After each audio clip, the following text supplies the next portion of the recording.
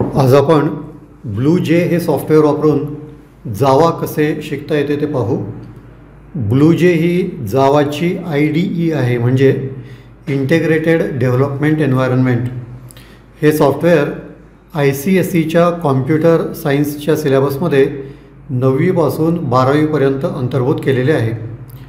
यासाठी पहिल्यांदा तुमच्या कॉम्प्युटरवर जावाचे JDK इन्स्टॉल केलेले असावे लागते.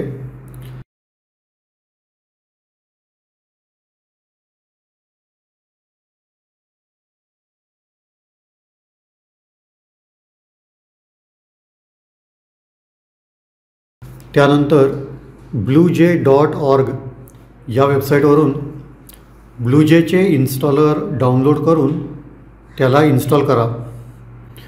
जावाचे इतर IDE आणि ब्लूजेमधील अंतर असे आहे की जसे तुम्ही पोहायला शिकताना तलावात किंवा नदीत उडी मारण्यापूर्वी स्विमिंग पूलमध्ये शिकणे पसंत करता, तसेच ब्लूजे ही खास करून जावा शिकण्यासाठी बनवली गेलेली IDE आहे.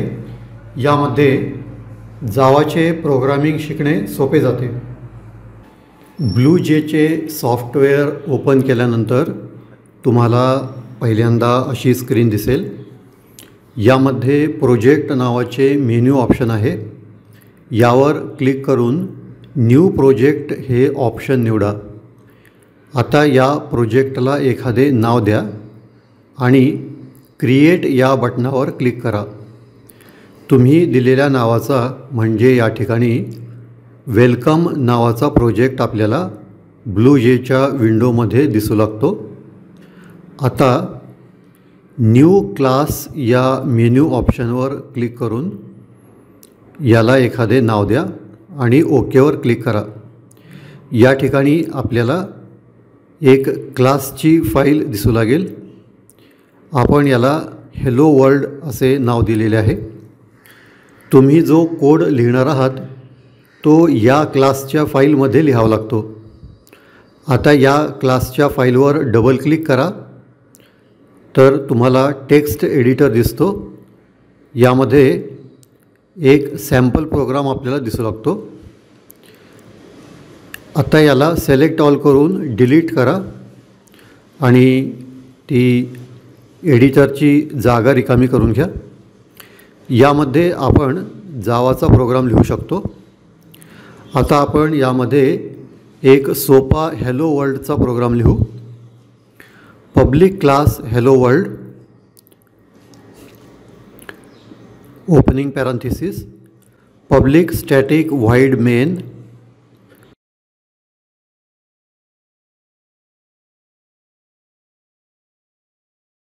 In bracket string args, square brackets,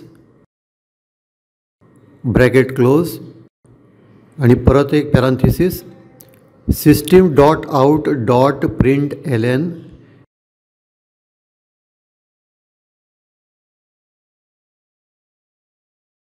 in bracket in double quote hello world comma hello Java comma hello BlueJ, bracket closed आणि एक सेमिकोलन.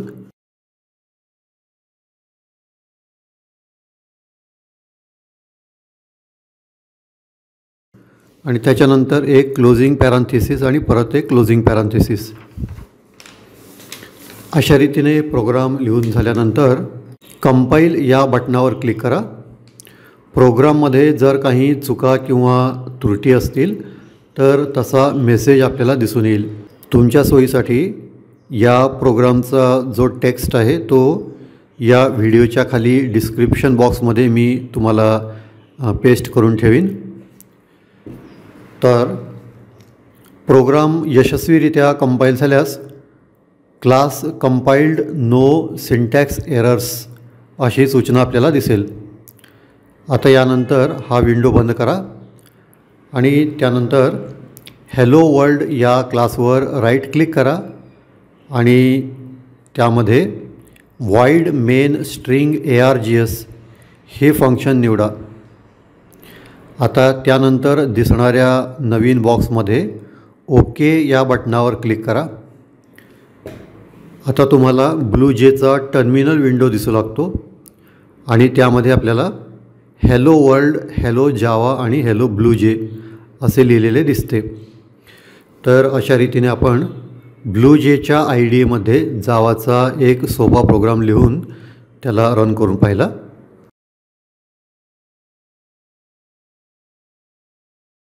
तर या सिलेबसमध्ये जावा शिकण्यासाठी आपण ब्लू जे नावाच्या IDEचा वापर करतो.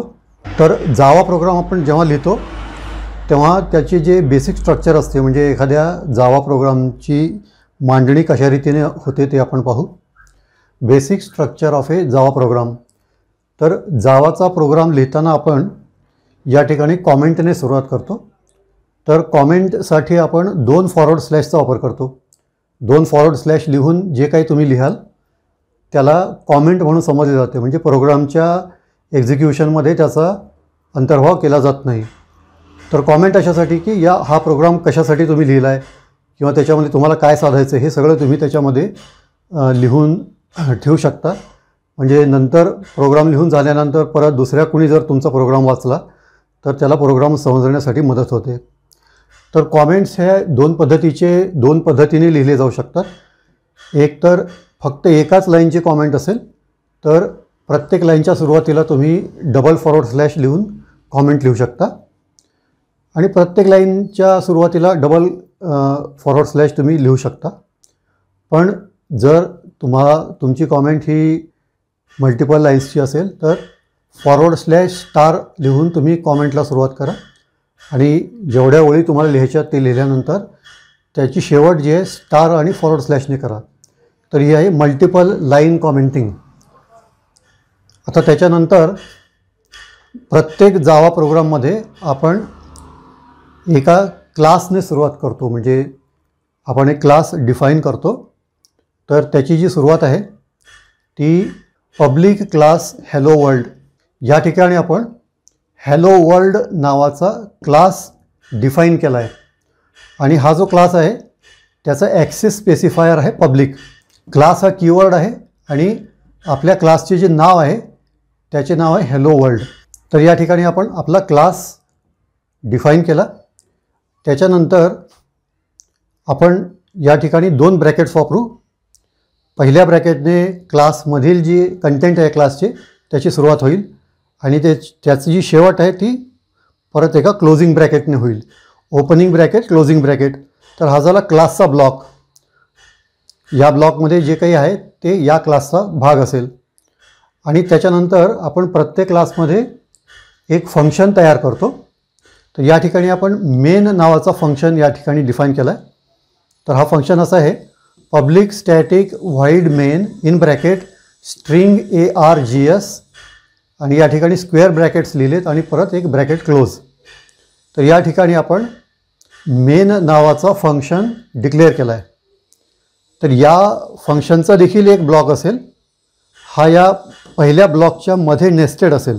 तर फंक्शनच्या ब्लॉकची जी सुरुवात आहे ती ह्या कर्ली ब्रॅकेटने होईल आणि ती कर्ली ब्रॅकेटने एंड होईल क्लोजिंग ब्रॅकेटने. तर हा झाला फंक्शनचा ब्लॉक. तर या फंक्शनमध्ये जे काही तुम्हाला एक्झिक्युटेबल स्टेटमेंट्स लिहायचे ते तुम्ही या ठिकाणी लिहू शकता. तर या ठिकाणी फक्त एकच एक्झिक्युटेबल स्टेटमेंट आहे. तर ती आहे system.out.println in bracket in double quotes hello blue जे, त्याच्यानंतर ब्रॅकेट क्लोज आणि सेमिकोलन. तर मेन फंक्शनमध्ये आपण ज्या एक्झिक्युटेबल स्टेटमेंट्स लिहू प्रत्येक एक्झिक्युटेबल स्टेटमेंटची शेवट जी आहे ती अशा रीतीने सेमिकोलनने केली पाहिजे. साधारणपणे एका सॅम्पल जावा प्रोग्रामचा जे स्ट्रक्चर आहे ते अशा रीतीने असते. आता आपण आणखीन एक जावाचा प्रोग्राम रन करून पाहू. तर हा प्रोग्राम रन करण्यासाठी तुम्हाला तुमचा ब्लू जेचा प्रोग्राम पहिल्यांदा उघडावा लागेल कॉम्प्युटरवर आणि त्याच्यामध्ये एक नवीन प्रोजेक्ट तयार करा आणि त्या प्रोजेक्टला एखादे नाव द्या. जसे यापूर्वीचा जो प्रोजेक्ट असेल त्याला तुम्ही प्रोजेक्ट 1 नाव दिले असेल तर प्रोजेक्ट 2, 3 अशी तुम्ही नावे देत जाऊ शकता. त्याचं नावाला काही म्हणजे विशेष महत्त्व नाही, किंवा ट्युटोरियल 1 ट्युटोरियल 2 वगैरे सुद्धा तुम्ही नावे देऊ शकता. आणि प्रोजेक्ट तयार झाल्यानंतर न्यू क्लास या बटनावर क्लिक करा आणि त्या ठिकाणी आपल्याला क्लासचे नाव विचारले जाईल. तर या ठिकाणी आपण वेगवेगळी 4 क्लासेस बनवली आहेत. तर त्याच्यामधील जो मेन एक्झिक्युटेबल क्लास आहे, ज्याच्यामध्ये आपण ही जी एक्झिक्युटेबल स्टेटमेंट्स दिलेली आहेत त्याचे नाव आपल्याला द्यावे लागेल. तर याच्यामध्ये जो क्लास आहे त्याचे नाव आहे test_fruits. test_fruits या नावाने तुम्ही तुमचा क्लास बनवा. या ठिकाणी टेस्टचा T कॅपिटल आहे आणि फ्रूट्समधील F जे आहे ते स्मॉल लेटर्समध्ये आहे. तर एवढेच तुम्हाला करावे लागेल. आणि टेस्ट फ्रूट्स नावाचा क्लास तयार झाला तर त्याचे आयकॉन तुम्हाला तुमच्या स्क्रीनवर दिसेल आणि त्याला तुम्ही डबल क्लिक करा. डबल क्लिक केल्यानंतर तुमचा जो कोडिंगचा जो पेज आहे तो ओपन होतो. त्याच्यामध्ये तुम्हाला एक डिफॉल्ट प्रोग्राम ऑलरेडी त्याच्यामध्ये त्याचे टेक्स्ट दिसेल. त्याला Ctrl+A करून डिलीट करा. म्हणजे त्याच्यातला जो पहिल्यांदा डिफॉल्ट जो कोड येतो तो तुम्हाला डिलीट करावा लागेल. आणि डिलीट केल्यानंतर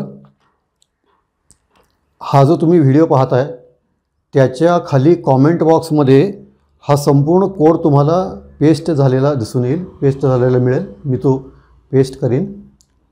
तर तिथून तुम्ही त्याला कॉपी करा आणि तुमचा जो नवीन तयार केलेला हा जो क्लास आहे टेस्ट फ्रूट्स त्याच्यामध्ये त्याला पेस्ट करा. पेस्ट केल्यानंतर त्याला सेव्ह करा आणि सेव्ह केल्यानंतर कंपाईल करा. तर आता हा प्रोग्राम कसा रन होतो ते पाहू आपण, कसा लिहिलेला आहे. तर या ठिकाणी आपण 3 पहिल्यांदा क्लासेस बनवलेले आहेत. तर पहिला जो आहे त्याचं नाव आहे क्लास मँगो, दुसरा आहे क्लास ॲपल, तिसरा आहे क्लास ग्रेप. आणि या प्रत्येक क्लासमध्ये आपण एक एक फंक्शन बनवलेले आहे. तर त्या फंक्शनचे नाव जे आहे टेस्ट आहे.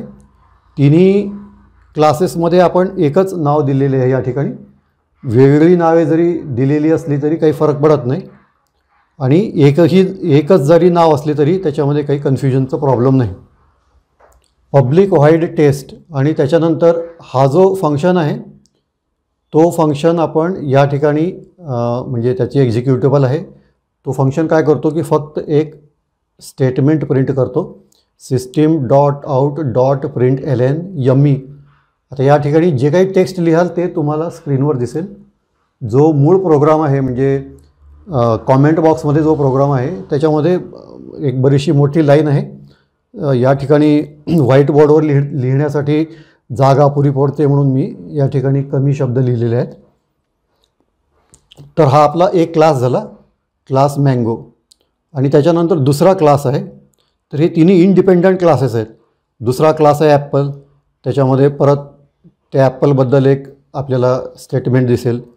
तिसरा क्लास आहे ग्रेप, तर त्याच्यामध्ये सुद्धा एक स्टेटमेंट दिसेल. तर अशा रीतीने या ठिकाणी आपल्याकडे 3 क्लासेस आहेत. 3 क्लासेस वेगवेगळ्या नावाने आहेत आणि 3 क्लासेसमध्ये 3 फंक्शन्स आहेत. आता आपण बघू की या क्लासेसचा आपण वापर कसा करू शकतो. म्हणजे या क्लासपासून आपण ऑब्जेक्ट कसा तयार करू शकतो.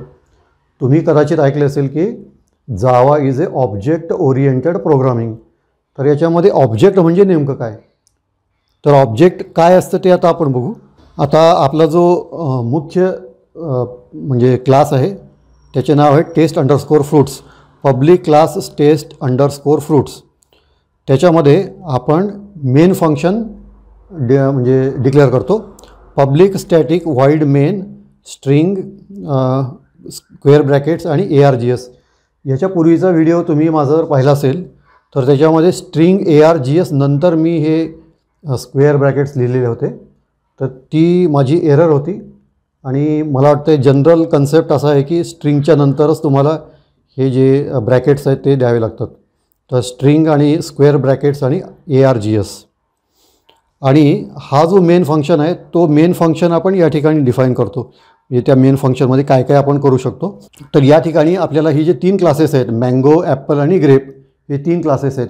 या तिन्ही क्लासेसचे आपल्याला ऑब्जेक्ट्स तयार करायचे आहेत. तर हे ऑब्जेक्ट्स कसे तयार केले जातात तर ऑब्जेक्ट तयार करण्यासाठी आपल्याला एक व्हेरिएबल लागतो. तर आपण पहिल्यांदा व्हेरिएबल तयार करतो, बनवतो. मँगो एम, मँगो हे क्लासचे नाव आहे, मँगो हा क्लास आहे इथला, आणि एम हे एक व्हेरिएबल आहे. व्हेरिएबल कुठली असू शकते, M1, M2 किंवा मँगो हापूससुद्धा तुम्ही लिहू शकता, काहीही लिहू शकता. म्हणजे व्हेरिएबल हे तुम्ही तयार करू शकता कुठलेही नाव. आणि व्हेरिएबल तयार केल्यानंतर आपण त्या व्हेरिएबलमध्ये या क्लासचे एक ऑब्जेक्ट तयार करतो आणि त्याला त्याचे इन्स्टन्स तयार करतो, इन्स्टन्शिएट करतो. तर नवीन ऑब्जेक्ट तयार करण्यासाठी न्यू नावाचा कीवर्ड वापरला जातो. तर याचा वापर कसा केला जातो न्यूचा, न्यू मँगो आणि हे दोन ब्रॅकेट्स, ओपनिंग आणि क्लोजिंग ब्रॅकेट, न्यू मँगो. आता या ठिकाणी नुसता मँगो आणि मँगो ब्रॅकेटमध्ये काय फरक आहे, मँगो हे आहे क्लासचे नाव, तर मँगो आणि हे जे ब्रॅकेट्स आहेत हे आहे त्याचे कन्स्ट्रक्टर, याला म्हणतात डिफॉल्ट कन्स्ट्रक्टर. हा जो क्लास आहे या क्लासचा डिफॉल्ट कन्स्ट्रक्टर काय असेल, तो असेल मँगो आणि ब्रॅकेट्स, दोन ब्रॅकेट्स. तर जर आपण असे लिहिले M न्यू मँगो, तर त्याच्यामुळे मँगो या क्लासचा एक ऑब्जेक्ट तयार होईल आणि तो ऑब्जेक्ट एममध्ये स्टोअर होईल. म्हणजे नेमकं काय की एम हा आपला नवीन ऑब्जेक्ट आहे. M is an object of the mango class. आता या ज्या दोन्ही ओळी आहेत, मँगो एम आणि M न्यू मँगो, या दोन्ही ओळीला आपण एकाच ओळीमध्ये लिहू शकतो. ते असे ॲपल A न्यू ॲपल. तर याच्यामध्ये व्हेरिएबल डिक्लेरेशन आणि तसेच कन्स्ट्रक्टर आणि हे न्यूचा वापर हे दोन्ही एकाच ओळीमध्ये करू शकतो. तर हे तुमच्या जर लक्षात आले असेल, तुम्हाला हे म्हणजे सोपे जाईल एकाच ओळीमध्ये हे लिहिणं, किंवा तुम्हाला जर समजण्यासाठी हे सोपे जात असेल तर तुम्ही अशा पद्धतीने लिहू शकता दोन ओळीमध्ये. तर दोन्ही पद्धतीने तुम्ही लिहिले तरी सिंटॅक्स एरर होत नाही. Grape G new grape. तर या ठिकाणी आपल्याला M, A आणि G हे तीन ऑब्जेक्ट्स मिळालेले आहेत. हे तिन्ही ऑब्जेक्ट्स हे या तिन्ही क्लासचे आहेत. लक्षात घ्या, हे आहे ऑब्जेक्ट ओरिएंटेड प्रोग्रामिंग. म्हणजे आपण पहिल्यांदा क्लास तयार करतो आणि त्या क्लासचा एक आपण ऑब्जेक्ट तयार करतो आणि तो ऑब्जेक्ट आपण प्रोग्रामिंगमध्ये वापरतो. आता ते कसं वापरतो, तर आता इथे आपल्याकडे तीन ऑब्जेक्ट्स आहेत, M, A आणि G. आता हे जे ऑब्जेक्ट्स आहेत हे ऑब्जेक्ट्स काय करू शकतात, तर या क्लासमध्ये जो फंक्शन आहे त्या फंक्शनला ते या ठिकाणी रन करू शकतात. तर M.टेस्ट आणि हे ब्रॅकेट्स असे जर लिहिले तर मँगोमधला जो टेस्ट नावाचा फंक्शन आहे तो या ठिकाणी रन होईल. तर ही तिन्ही नावे वेगळी जरी असती तरी त्याचा इफेक्ट तोच आला असता. A.टेस्ट, तर ॲपल या क्लासमधील जो टेस्ट नावाचा फंक्शन आहे तो या ठिकाणी रन होईल. G.टेस्ट, ग्रेप नावाच्या क्लासमधील जो टेस्ट नावाचा फंक्शन आहे तो या ठिकाणी रन होईल. तर ती नावे ही तिन्ही सारखी जरी असली तरी त्यांचे आउटपुट आहे ते वेगळे वेगळे आहे. तर आता याच्यानंतर तुम्ही जर ऑलरेडी हा प्रोग्राम तुमच्या नवीन बनवलेल्या प्रोजेक्टमध्ये, नवीन बनवलेल्या क्लासमध्ये पेस्ट केला असेल तर त्याला तुम्ही कंपाईल करा. कंपाईल केल्यानंतर कंपायलेशन डन असे तुम्हाला स्क्रीनच्या खालच्या बाजूला मेसेज दिसेल. जर त्याच्यात काही त्रुटी असतील तर कदाचित त्याच्यामध्ये तुम्हाला तसा एरर मेसेज दिसून येईल. तर कंपायलेशन यशस्वीरित्या जर पूर्ण झाले तर हा जो कोडचा जो स्क्रीन आहे तो बंद करा आणि त्याच्यानंतर टेस्ट फ्रूट्स नावाचा जो क्लासचा आयकॉन तुम्हाला दिसतो त्याच्यावर राईट क्लिक करा.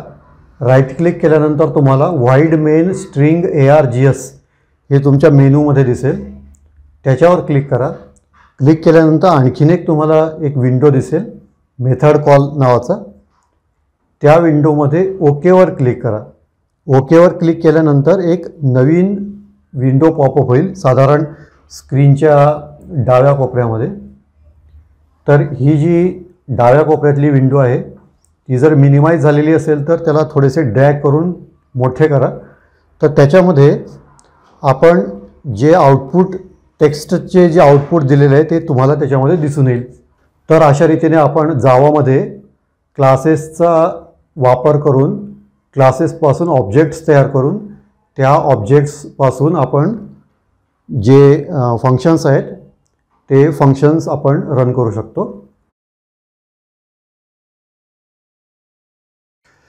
जावा शिकताना तुम्हाला ऑब्जेक्ट ओरिएंटेड प्रोग्रामिंग स्ट्रक्चर हे नाव तुम्ही ऐकलं असेल. OOPS किंवा UPS असे त्याला म्हटले जाते. तर हे UPS म्हणजे नेमके काय असते ते आपण पाहू. तर त्याच्यासाठी आपल्याला क्लास आणि ऑब्जेक्ट म्हणजे काय प्रोग्रामिंगमध्ये हे पाहावे लागते. आता या ठिकाणी आपण एक जावाचा प्रोग्राम लिहिलेला आहे. तर हा प्रोग्राम तुम्हाला तुमच्या BlueJ सॉफ्टवेअरमध्ये बनवावा लागेल.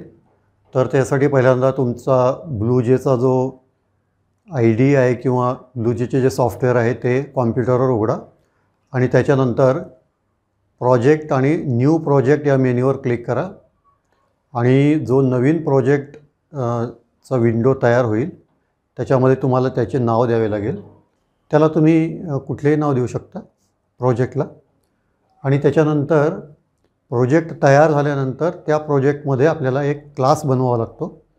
तर त्याच्यासाठी न्यू क्लास या बटनावर क्लिक करा आणि त्या क्लासला आपल्याला जे नाव द्यायचं आहे ते आपल्याला एक ठराविक नाव द्यायचं आहे आणि ते नाव तेच असलं पाहिजे जे आपण प्रत्यक्ष प्रोग्राममध्ये वापरणार आहोत.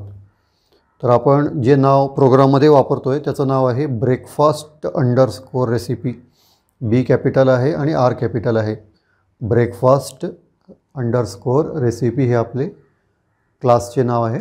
आता हे नाव लिहून झाल्यानंतर तो जो क्लासचा आयकॉन तयार होतो त्याच्यावर डबल क्लिक करा. तो एनलार्ज होईल. एनलार्ज झाल्यानंतर त्याचा जो कोडचा विंडो असतो त्याच्यामध्ये तुम्हाला Ctrl+A दाबून डिलीट प्रेस करा म्हणजे कोडचा जो विंडो आहे तो आपल्याला रिकामा दिसेल. तर रिकाम्या विंडोमध्ये आपल्याला हा कोड लिहायला सुरुवात करायची आहे. तर हा जो कोड आहे तो कोड मी या व्हिडिओच्या खाली जो कॉमेंट्स बॉक्स असतो, कारण डिस्क्रिप्शनमध्ये याला पेस्ट करता येत नाही म्हणून कॉमेंट्समध्ये मी हे प्रोग्राम पेस्ट करतो आहे. तिथून तुम्ही कॉपी करून त्याला तुमच्या प्रोग्राममध्ये डायरेक्ट वापरू शकता म्हणजे तुम्हाला हे टेस्ट करणे सोपे जाईल. आता हा जो आपण प्रोग्राम लिहिलेला आहे त्याच्यामध्ये आपण एकच क्लास बनवलेला आहे आणि हा क्लास जो आहे या क्लासचे नाव आहे वडापाव.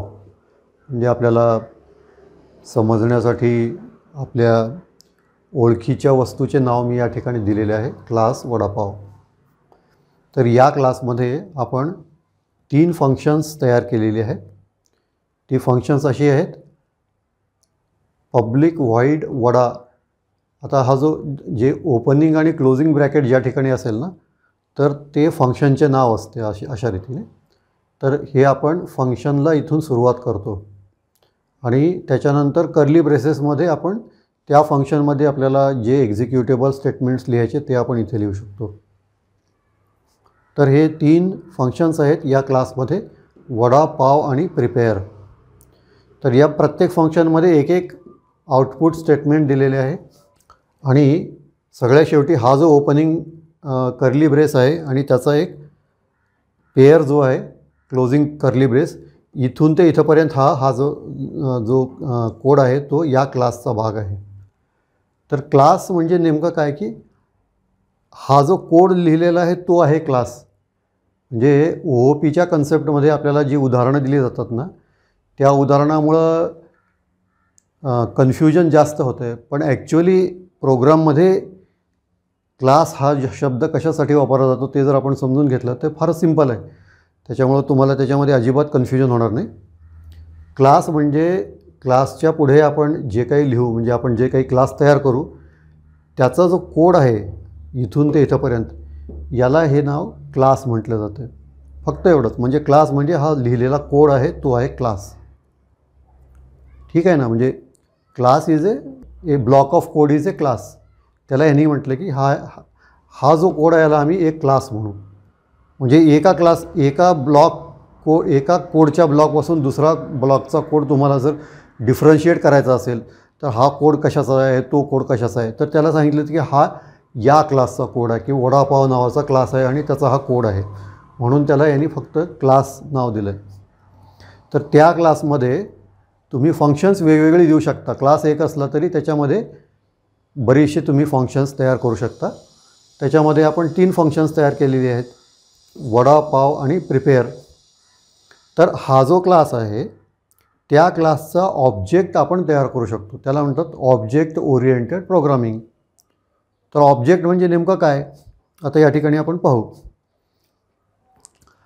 तुम्ही याच्यापूर्वी प्रोग्रामिंग जर केलं असेल तर तुम्हाला व्हेरिएबल्सची कन्सेप्ट माहीत असेल. म्हणजे जे वेगवेगळे डाटा टाईप्स असतात तर त्या डाटा टाईपचं व्हेरिएबल असतो. म्हणजे तुम्हाला इंटिजर स्टोअर करायचं असेल तर तुम्हाला एक इंटिजर व्हेरिएबल तयार करावा लागतो इंटिजर डेटा टाईपसाठी. तसेच कॅरेक्टर डेटा टाईपसाठी तुम्हाला एक कॅरेक्टर व्हेरिएबल तयार करावा लागतो. व्हेरिएबल ऑफ टाईप कॅरेक्टर टाईपचा व्हेरिएबल लागतो तुम्हाला. म्हणजे व्हेरिएबल म्हणजे मेमरीमध्ये एक ठराविक स्पेस आपण निर्धारित करतो आणि त्या स्पेसमध्ये आपण तो डेटा स्टोअर करतो. तर तो डेटा नेमका काय आहे, म्हणजे तो इंटिजर आहे की बुलियन आहे की कॅरेक्टर आहे की स्ट्रिंग आहे हे आपल्याला सांगावं लागतं. तर त्याच्यासाठी आपण वेगवेगळे डेटा टाईप वापरतो. तर या ठिकाणी यांनी काय केलं आहे, याला क्लासला यांनी डेटा टाईपच डिक्लेअर केलं आहे. म्हणजे class itself is a data type. समजलं का तुम्हाला? Integer is a data type, character is a data type, boolean is a data type, string is a data type. तसंच class itself is a data type. तर हा जो class नावाचा जो data type बनवला आहे त्याच्यामध्ये तुम्ही क्लासमध्ये जो लिहिलेला कोड आहे एक्झिक्युटेबल कोड, तो कोडच तुम्ही स्टोअर करू शकता आणि तो कोड आपण प्रोग्राममध्ये वापरू शकतो. तर क्लास हा डेटा टाईप पण आहे. वडापाव ए असं जर लिहिलं आपण, म्हणजे नुसतं एकच ही, म्हणजे मागच्या व्हिडिओमध्ये तुम्ही पाहिलं असेल मी तुम्हाला, म्हणजे हा जो कोड आहे vada pav a is equal to new vada pav, याच्यामध्ये काय होतं की पहिल्यांदा आपण ए नावाचे व्हेरिएबल डिक्लेअर करतो आणि हा जो ए नावाचा व्हेरिएबल आहे तो या वडापाव क्लासचा व्हेरिएबल आहे. आपण वडापाव क्लास बनवला तर या वडापाव क्लासचा हा व्हेरिएबल तयार झाला. म्हणजे याच्यामध्ये आपण प्रोग्राम स्टोअर करू शकतो. म्हणजे क्लासमधील जो कोड आहे तो आपण स्टोअर करू शकतो. आणि त्याच्यामध्ये स्टोअर करण्यासाठी आपण काय करतो, तुम्ही असं समजा की ही एक रेसिपी आहे. जसं आपण रेसिपीचं बुक असते, रेसिपीच्या बुकमध्ये वेगवेगळ्या रेसिपीज दिलेल्या असतात. तसं क्लास म्हणजे समजा की एक रेसिपी बुक आहे आणि त्या रेसिपी बुकमधलं एक पान आहे हे क्लास वडापाव.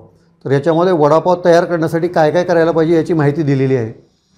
ती पुस्तकात आहे आणि प्रत्यक्षात तुम्हाला समजा तो वडापाव बनवायचा असेल तर ही जी रेसिपी बुक आहे किंवा हे जे पान आहे त्याची एक कॉपी तुमच्या हातात दिली जाते. म्हणजे प्रत्यक्ष तुम्हाला हाताळण्यासाठी त्याची एक प्रत तुम्हाला दिली जाते. तर ती जी प्रत आहे ती प्रत म्हणजे त्याचं इन्स्टन्स, या क्लासचा इन्स्टंट म्हणजे त्या क्लासची कॉपी. म्हणजे हा जो कोड आहे या कोडची कॉपी तयार करून ती कॉपी आपल्या व्हेरिएबलमध्ये स्टोअर केली जाते, एवढाच त्याचा अर्थ आहे. ऑब्जेक्ट म्हणजे फक्त त्या क्लासमधील कोडची कॉपी एवढंच असतं. ऑब्जेक्ट म्हणजे दुसरं काहीच नाही.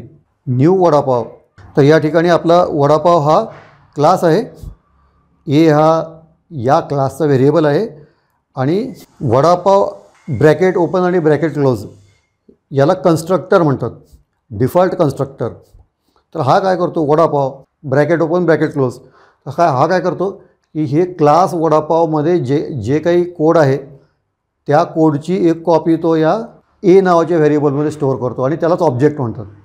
एवढं सिंपल आहे. आणि विनाकारण तुम्ही क्लास काय असतो आणि ऑब्जेक्ट काय असतो याच्याबद्दल तुम्ही जर रिअल लाईफमधली उदाहरणं घेतली की कार नावाच्या क्लासमध्ये टोयोटा, होंडा वगैरे हे ऑब्जेक्ट्स आहेत, असं जर तुम्ही जर म्हटलं तुम्ही कन्फ्यूज व्हाल.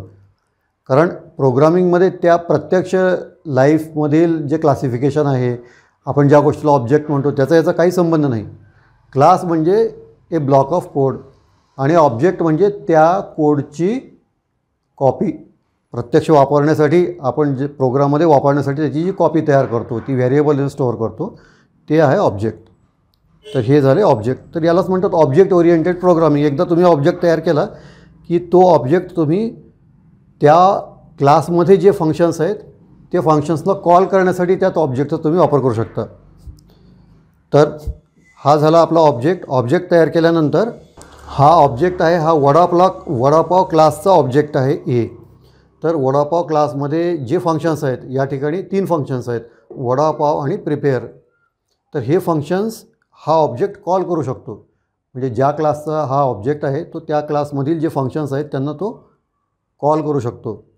ए डॉट वडा लिहिल्यानंतर या ठिकाणचे जे फंक्शन आहे वडा नावाचे ते या ठिकाणी एक्झिक्यूट होते आणि त्याचं आउटपुट आपल्याला स्क्रीनवर दिसते.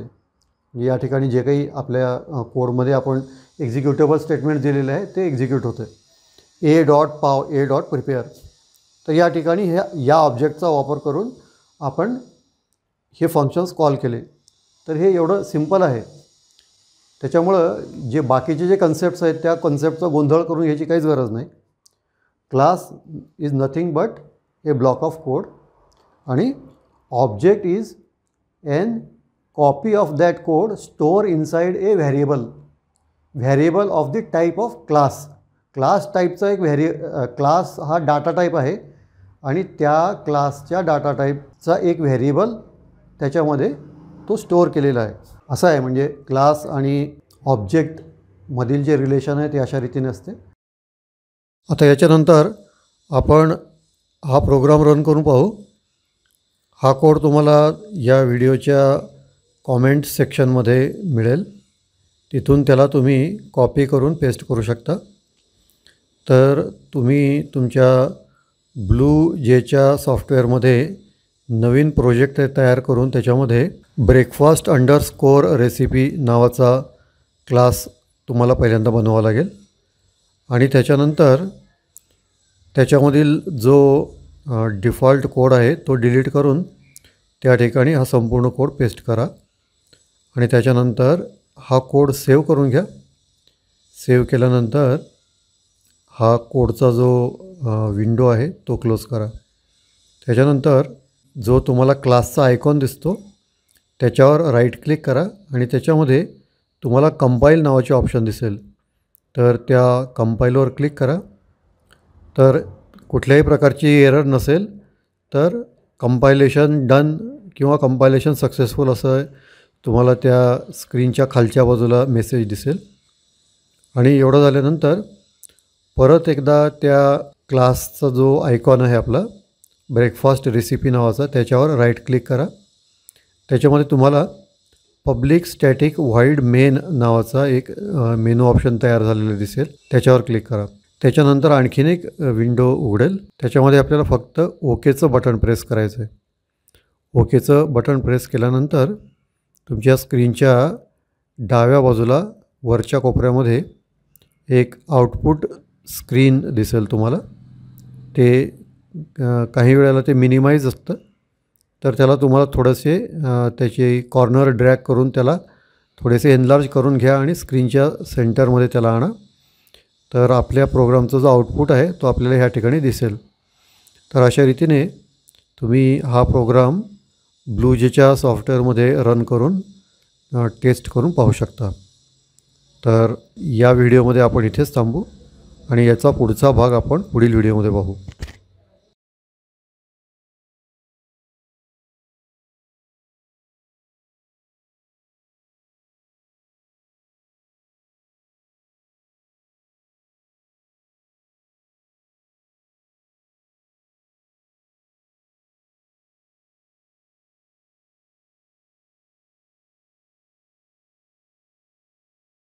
जो विषय आहे understanding computer applications with BlueJ त्याच्यामधला तिसरा चॅप्टर आज आपण पाहू. या चॅप्टरचं नाव आहे व्हॅल्यूज अँड डेटा टाईप्स. तर याच्यामध्ये कोणकोणत्या गोष्टी अंतर्भूत आहेत म्हणजे या चॅप्टरचा जो स्कोप आहे तो काय आहे ते आपण पाहू. तर याच्यामध्ये आपण या गोष्टी शिकणार आहोत. Character sets in Java, Unicode, ASCII, त्याच्यानंतर इस्केप सिक्वेन्सेस आणि त्याच्यानंतर जावामधले टोकन्स आणि त्याच्यामध्ये कीवर्ड्स, लिटरल्स, आयडेंटिफायर्स, पंक्च्युएटर्स किंवा डिलिमिटर्स, ऑपरेटर्स आणि त्याच्यानंतर कॉन्स्टंट्स अँड व्हेरिएबल्स आणि डेटा टाईप्स आणि टाईप कन्व्हर्जन. तर या चॅप्टरमध्ये एवढ्या गोष्टी आपण शिकणार आहोत.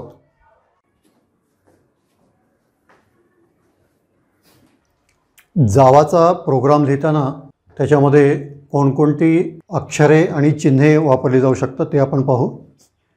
याला कॅरेक्टर सेट्स असे म्हणतात. तर याच्यामध्ये लेटर्स, डिजिट्स आणि ऑपरेटर्स असे 3 विभाग आहेत. तर लेटर्स म्हणजे अक्षरे. तर याच्यामध्ये इंग्रजीची ए पासून झेडपर्यंत कॅपिटलमध्ये तसेच ए पासून झेडपर्यंत स्मॉल लेटर्समध्ये आपण अक्षरे याच्यामध्ये वापरू शकतो. त्याच्यानंतर डिजिट्स म्हणजे अंक, सर्व अंक त्याच्यामध्ये वापरू शकतो. म्हणजे जे मूळ अंक आहेत 0 पासून 9 पर्यंत ते सर्व अंक आपण याच्यामध्ये वापरू शकतो. आणि त्याच्यानंतर ऑपरेटर्स. तर आपण गणित करताना ऑपरेटर्स वापरतो, जसे बेरीज, वजाबाकी, गुणाकार, भागाकार वगैरे. तर ती आपण या ठिकाणी वापरू शकतो. तर या ठिकाणी याला आपण प्लस, मायनस, ॲस्टेरिक्स हा गुणाकारासाठी वापरला जातो. आणि हा फॉरवर्ड स्लॅश आहे, याला आपण भागाकाराचे चिन्ह म्हणून वापरतो. तसेच हा पर्सेंट किंवा मॉड्युलो ऑपरेटर, 2 अंकांचा भागाकार केल्यानंतर त्याच्यामध्ये जी शिल्लक उरते ती दाखवण्यासाठी या मॉड्युलो ऑपरेटरचा वापरतो. त्याच्यानंतर लॉजिकल ऑपरेटर्समध्ये 3 ऑपरेटर्स आहेत. याला अँड म्हणतात. तर याच्यामध्ये अँड असे 2 वेळेला लिहिलेले असते. त्याच्यानंतर हा आहे ऑर ऑपरेटर. त्याच्यानंतर हा आहे नॉट ऑपरेटर. हा एक्सक्लेमेशन मार्कचे जे चिन्ह आहे याला नॉट ऑपरेटर म्हणून वापरू शकतो. त्याच्यानंतर रिलेशनल ऑपरेटर्स. तर ही सर्व चिन्हे जी आहेत ती आपल्याला आपल्या कीबोर्डवर दिसतात. लेस दॅन, त्याच्यानंतर लेस दॅन ऑर इक्वल टू. तर या ठिकाणी आपल्याला पहिल्यांदा लेस आणि त्याच्यानंतर इक्वल टू असे 2 अंक म्हणजे 2 चिन्हे आहेत या ठिकाणी आपल्याला द्यावी लागतील. त्याच्यानंतर greater than or equal to. त्याच्यानंतर इक्वल 2 वेळेला जर आपण लिहिलं तर याचा होतो कंपॅरिझन ऑपरेटर. 2 वेगवेगळी व्हेरिएबल्सची जी व्हॅल्यू आहे ती एकसारखी आहे किंवा नाही हे पाहण्यासाठी आपण इक्वलचा वापर करतो. कारण प्रोग्रामिंगमध्ये नुसतं इक्वल्स टू जर आपण लिहिलं तर तो असाइनमेंट ऑपरेटर होतो. पण जर तुलना करायची असेल तर त्यासाठी ही इक्वलचा वापर केला जातो. तसेच हे नॉट इक्वल टूसाठी या चिन्हांचा वापर केला जातो. त्याच्यानंतर पंक्च्युएशन मार्क्स. तर प्रोग्राम लिहिताना आपण जसे स्वल्पविराम, पूर्णविराम वगैरे जे देतो त्याला डिलिमिटर्स किंवा पंक्च्युएटर्स म्हणतात. तर याच्यामध्ये हा जो डॅश आहे आपण डॅश वापरू शकतो. तसेच अर्धविराम म्हणजे सेमिकोलन, त्याच्यानंतर कोलन, त्याच्यानंतर प्रश्नार्थक चिन्ह आणि एक फुल स्टॉप म्हणजे पूर्णविराम. आणि प्रोग्रामिंगमध्ये सगळ्यात जास्त वापरले जाणारे हे जे ब्रॅकेट्स आहेत 3 प्रकारचे ब्रॅकेट्स आहेत. हे आपले नेहमीचे जे ब्रॅकेट्स आहेत हे वाले. त्याच्यानंतर याला कर्ली ब्रॅकेट्स म्हणतात, ओपनिंग ब्रॅकेट, क्लोजिंग ब्रॅकेट. आणि ह्याला स्क्वेअर ब्रॅकेट म्हणतात, ओपनिंग ब्रॅकेट, क्लोजिंग ब्रॅकेट. तर जावाचा प्रोग्राम लिहिताना आपण काय काय वापरू शकतो, तर आपण या सगळ्या गोष्टी वापरू शकतो. आणि या सगळ्या अक्षरांची आणि अंकांची आणि चिन्हांची जी बटणे आहेत ती आपल्या कीबोर्डवर असतात. तर ही आपली जावाची कॅरेक्टर सेट आहे.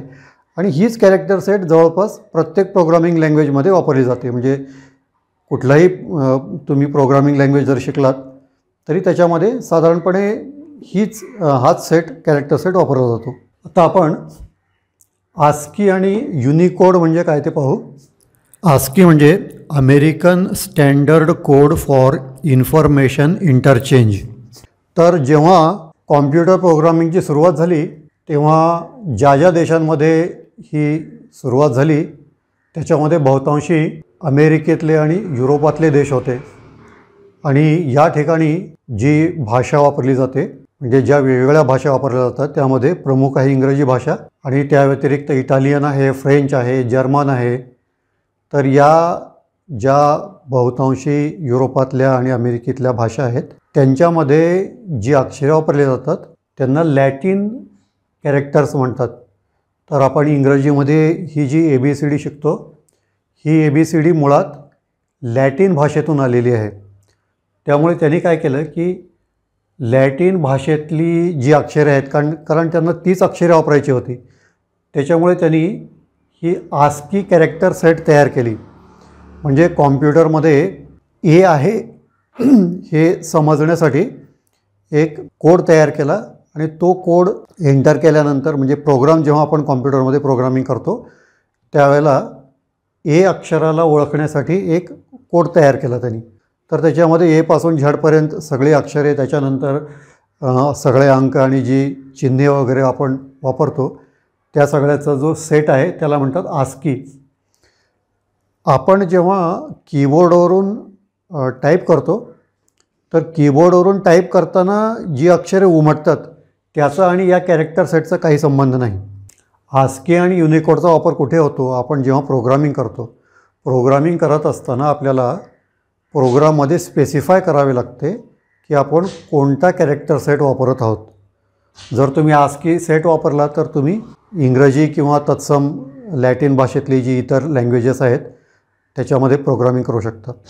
पण तुमच्या प्रोग्राममध्ये तुम्हाला मराठी किंवा हिंदीची अक्षरे जर वापरायची असतील, म्हणजे आउटपुट डिस्प्ले करण्यासाठी वगैरे, टेक्स्ट डिस्प्ले करण्यासाठी तुम्हाला हिंदी किंवा मराठी किंवा संस्कृतचा वापर करायचा असेल तर तेव्हा आपल्याला युनिकोड कॅरेक्टर सेट वापरावा लागतो. हा यातला फरक आहे.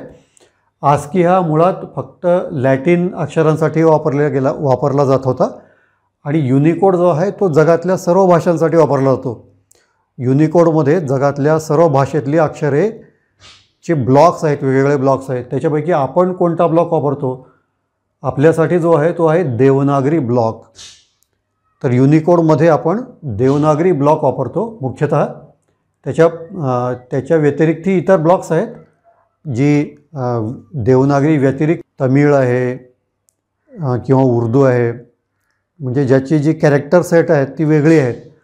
पण देवनागरीची जी कॅरेक्टर सेट आहे त्याच्यामध्ये संस्कृत आहे, हिंदी आहे, मराठी आहे, हे आपल्या प्रमुख भाषा आहेत.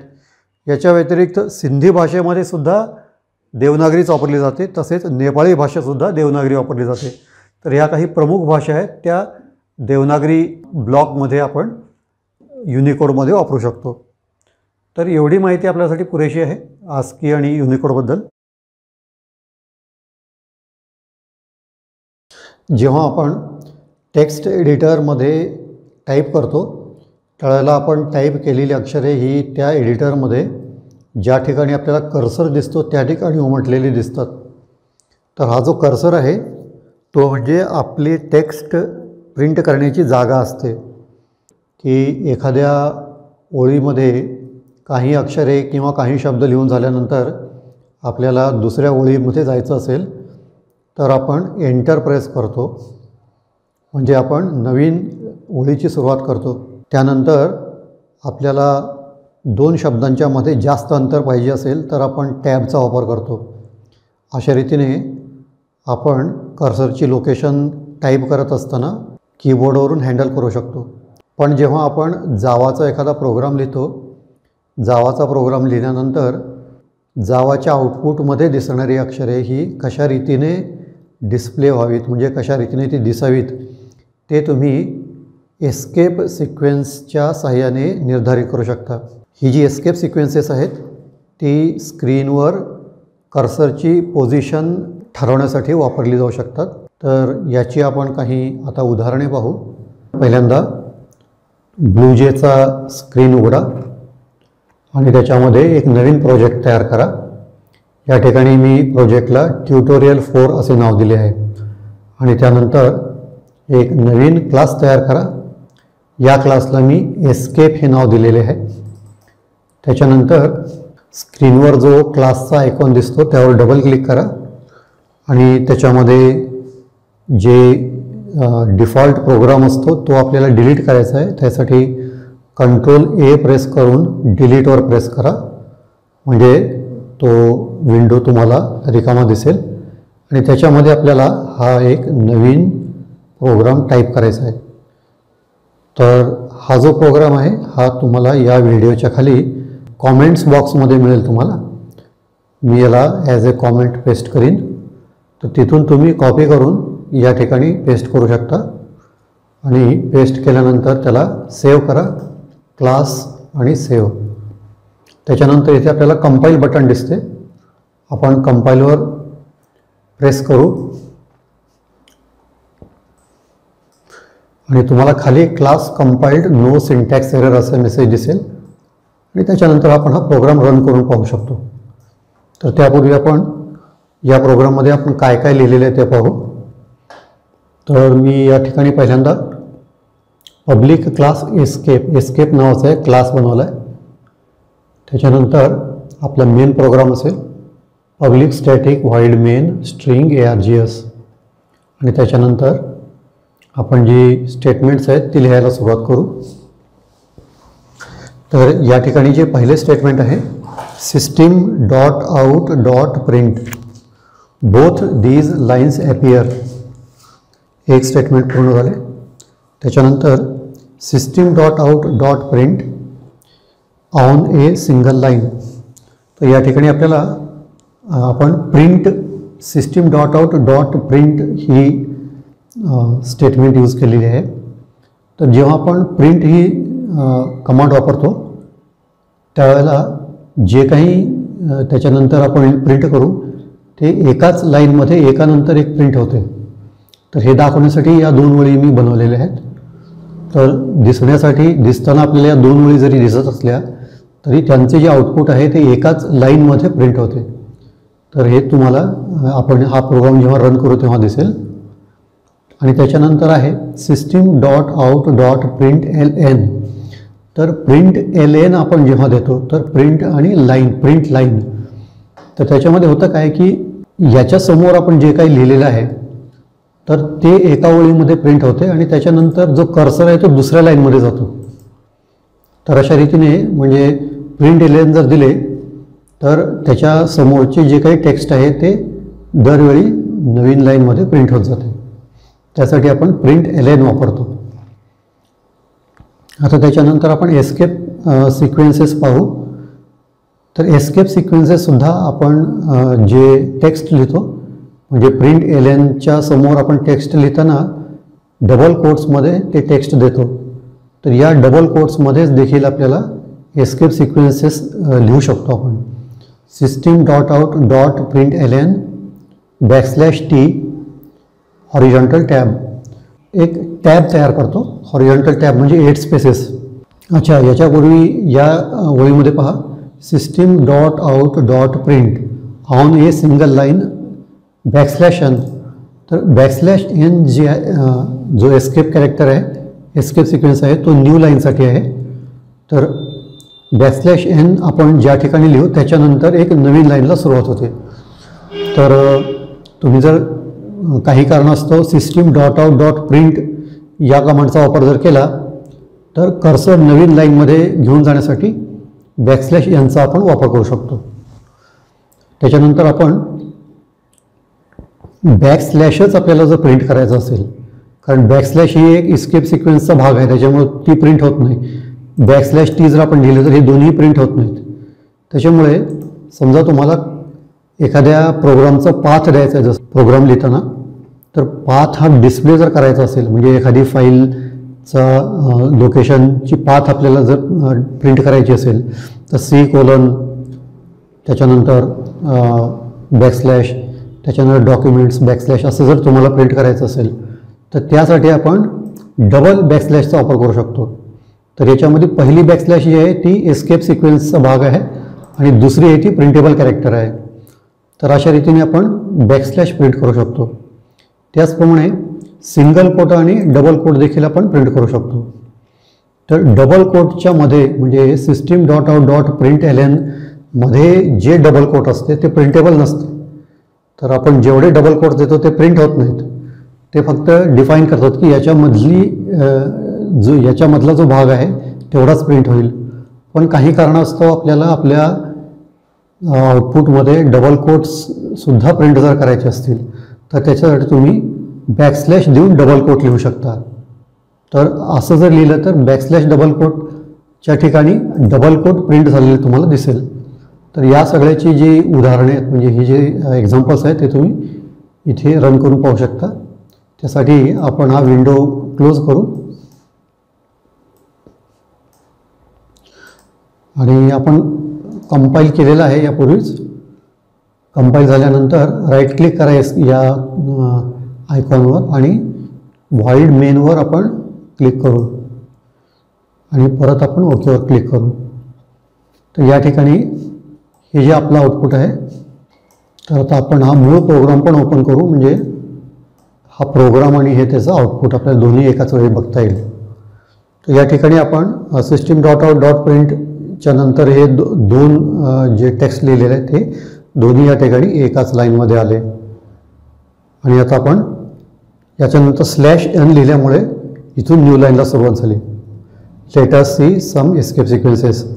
आता त्याच्यानंतर हॉरिझॉन्टल टॅबची लाईन बघा, /t आपण इथे एस्केप सिक्वेन्स दिल्यामुळे इथून ते इथंपर्यंत एक टॅब या ठिकाणी तयार झाली, स्पेस तयार झाली.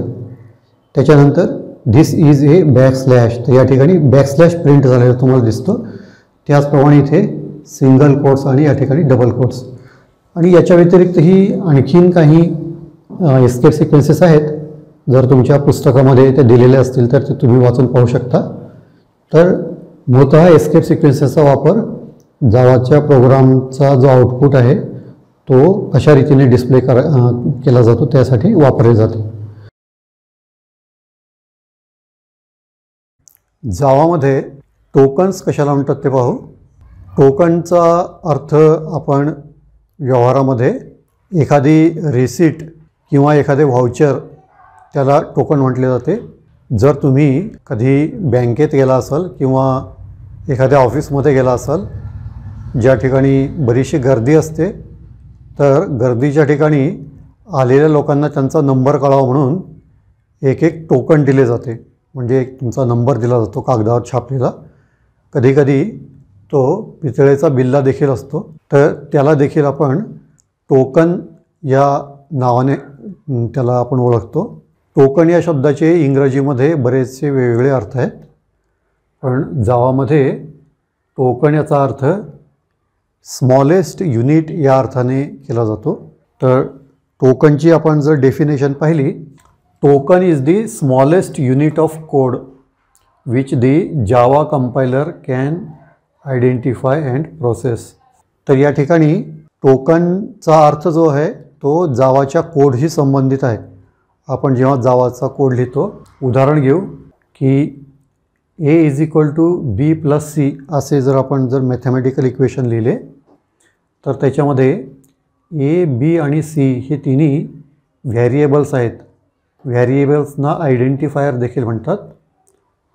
हा जो इक्वल ऑपरेटर आहे याला असाइनमेंट ऑपरेटर म्हणतात. तर प्लस जो आहे याला ॲडिशन ऑपरेटर, तर सेमिकोलनला पंक्च्युएटर म्हणतात. तर यापूर्वी आपण जावाचे जे कॅरेक्टर सेट्स पाहिले होते, कॅरेक्टर सेटमध्ये जे शब्द, अंक, अक्षरे आणि चिन्हे जी आहेत त्यांनाच टोकन या नावाने ओळखले जाते.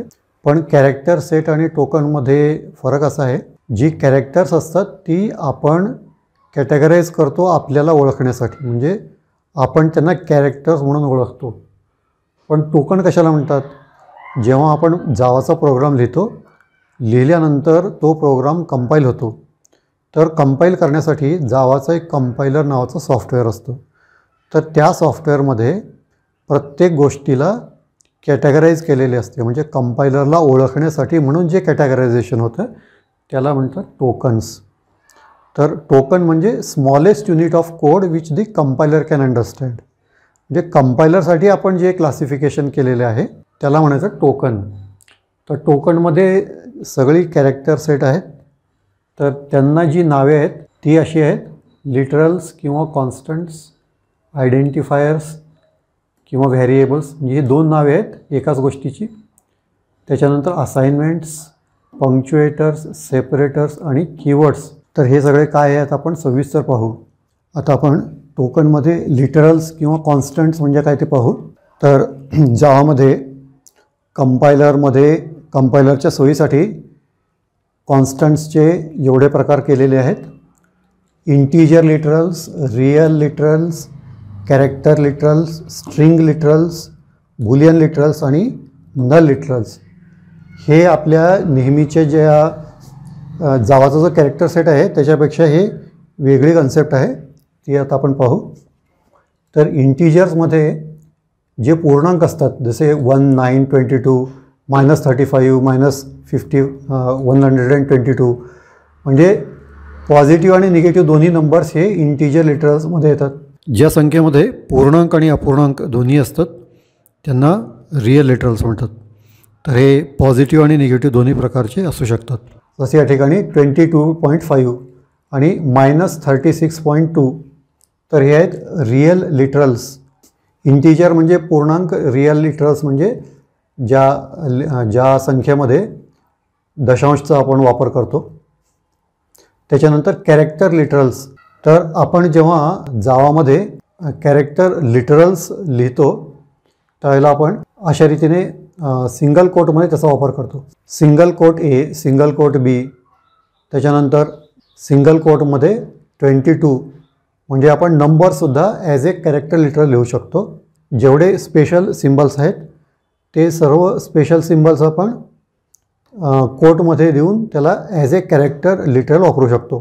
म्हणजे आपल्याला जेव्हा जावाचा आउटपुट प्रिंट करायचा असतो त्यावेळेला आपण हे या सगळ्या अशा पद्धतीने वापरू शकतो.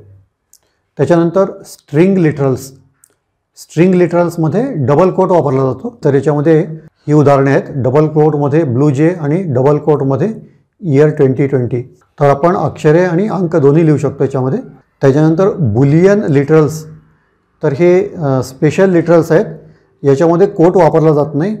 विदाऊट कोट आपण ही दोन शब्द वापरतो, ट्रू आणि फॉल्स.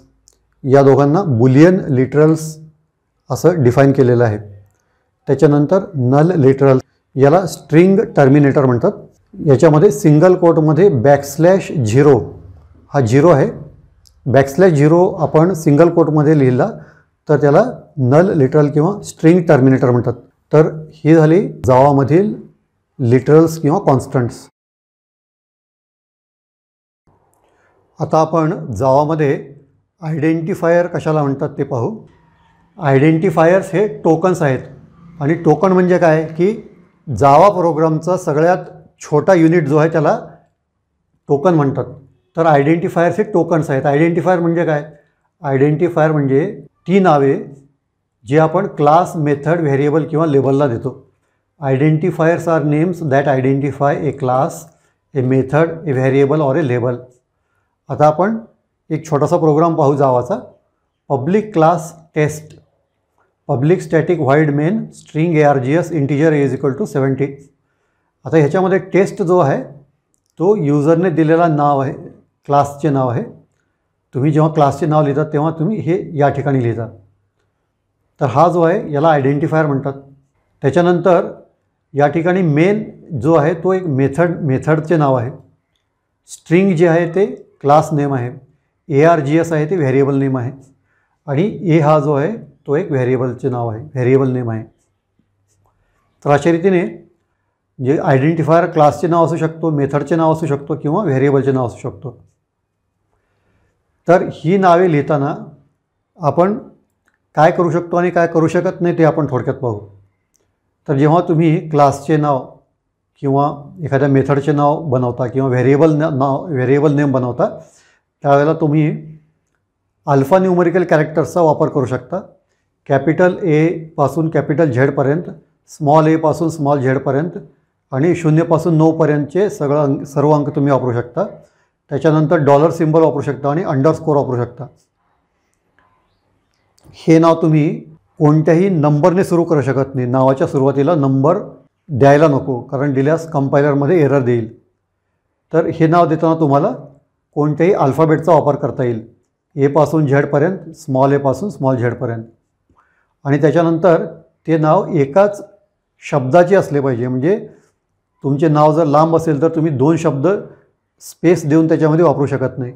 जर तुम्हाला मोठे नाव द्यायचे असेल तर अंडरस्कोरचा वापर करून तुम्ही 2 शब्द एकत्र जोडू शकता. त्यानंतर आयडेंटिफायर्स हे केस सेन्सिटिव्ह असतात. म्हणजे स्मॉल लेटर आणि कॅपिटल लेटर तुम्ही जर लिहिले तर ते जसेच्या तसेच त्याला ओळखते. तर कॅपिटलच्या जागी स्मॉल आणि स्मॉलच्या जागी कॅपिटल लिहून तुम्ही त्याला गल्लत करू शकत नाही. म्हणजे जर स्मॉल असेल तर स्मॉलच, कॅपिटल असेल तर कॅपिटलच, तर त्याला म्हणतात केस सेन्सिटिव्ह. त्यानंतर reserved words can't be used. तर ह्या नावामध्ये तुम्ही रिझर्वड वर्ड्सचा वापर करू शकत नाही. तर ह्या प्रोग्राममध्ये रिझर्वड वर्ड्स कोणते आहेत? पब्लिक क्लास, पब्लिक स्टॅटिक व्हाईड, ही जी नावे आहेत यांना रिझर्वड वर्ड्स म्हणतात. तर तुमच्या पुस्तकामध्ये जावाच्या रिझर्वड वर्ड्सची यादी असेल ते तुम्ही पहा. तर ही नावे तुम्ही आयडेंटिफायरसाठी वापरू शकत नाही. म्हणजे तुम्ही असं लिहू शकत नाही की पब्लिक क्लास क्लास असं लिहू शकत नाही. किंवा जसे आता पब्लिक हा रिझर्वड वर्ड आहे, तर तुम्ही integer public is equal to 70 असं लिहू शकत नाही. तर रिझर्वड वर्ड्सचा वापर तुम्ही आयडेंटिफायर म्हणून करू शकत नाही. तर ही त्याच्यातली कंडिशन आहे. आता आपण व्हॅरिएबल्सबद्दल सविस्तर माहिती घेऊ.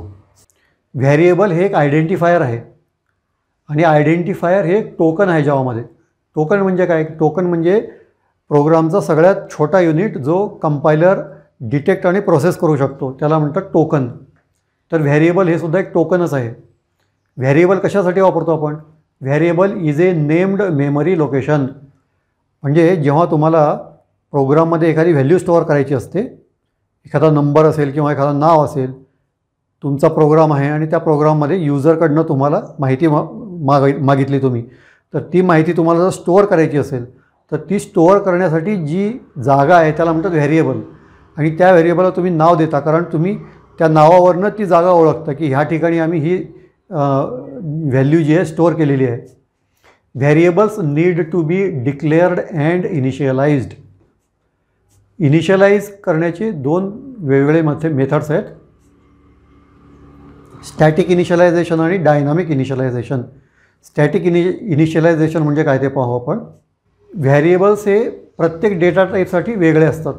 तुम्हाला कोणता डेटा टाईप वापरायचा आहे, म्हणजे तुम्हाला प्रोग्राममध्ये अक्षरे पाहिजेत का अंक पाहिजेत हे तुम्हाला तिथं सांगावं लागतं.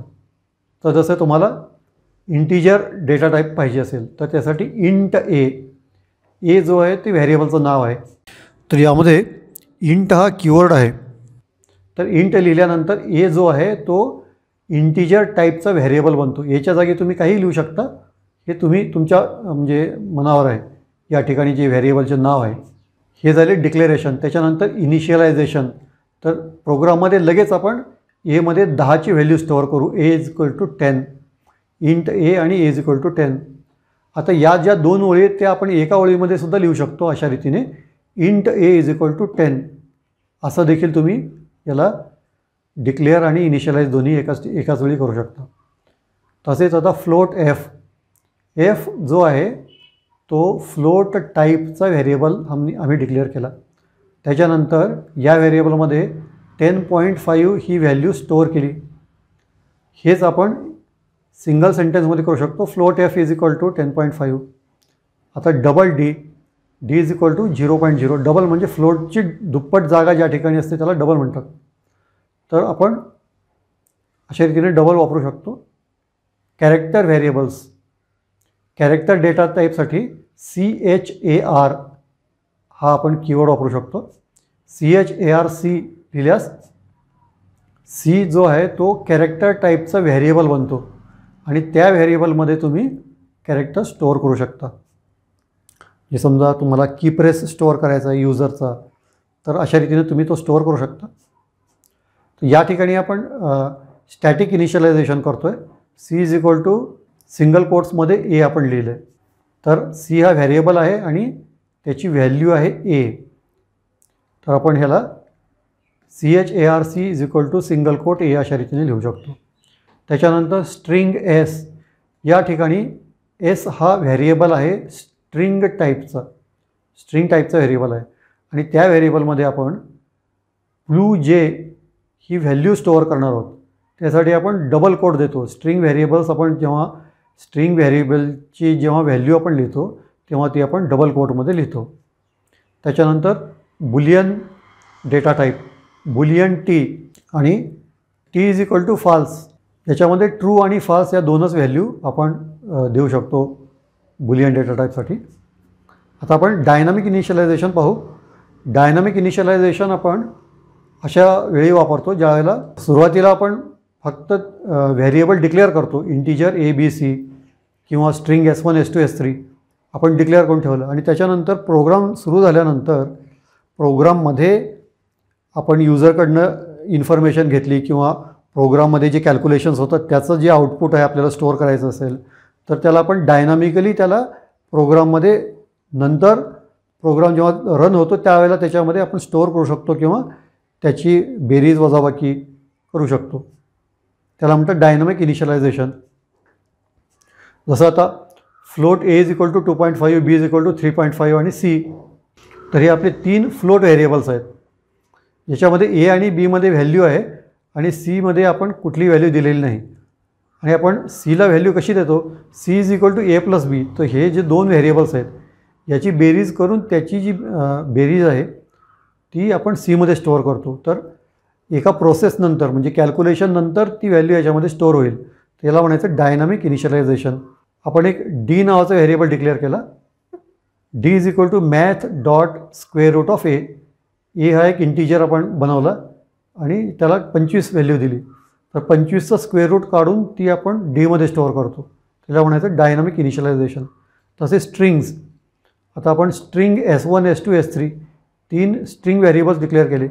तर प्रोग्राममध्ये तुम्ही युजरकडनं समजा आपण S1 म्हणजे नाव आणि S2 हे सरनेम आहे तर आपण पूर्ण नाव कसं बनवू शकतो, S3 = S1 + S2. अशा रीतीने आपण त्याला डायनामिकली ही जे व्हेरिएबल्स आहेत त्यांना इनिशियलाइज करू शकतो.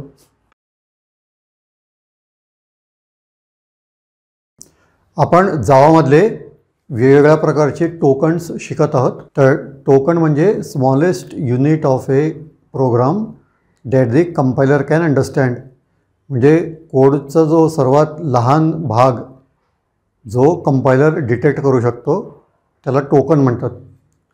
तर याच्यामध्ये पंक्च्युएटर्स, सेपरेटर्स, ऑपरेटर्स आणि कीवर्ड्स यांनासुद्धा टोकन म्हटले जाते. कंपायलर यांना डिटेक्ट करू शकतो. तर पंक्च्युएटर्समध्ये पंक्च्युएशन साईन्स आहेत. प्रोग्राम लिहिताना आपण क्वेश्चन मार्क, फुल स्टॉप आणि सेमिकोलन या 3 चिन्हांना पंक्च्युएटर्स म्हणतो. पंक्च्युएटर्सचा उपयोग कोणत्या ठिकाणी केला जातो ते आपण पाहू. प्रश्नार्थक चिन्ह म्हणजे क्वेश्चन मार्क, याचा वापर टर्नरी ऑपरेटरमध्ये केला जातो. टर्नरी ऑपरेटरमध्ये कंडिशनल स्टेटमेंट किंवा इफ स्टेटमेंट असते. Max = (in bracket A is greater than B (A:B)।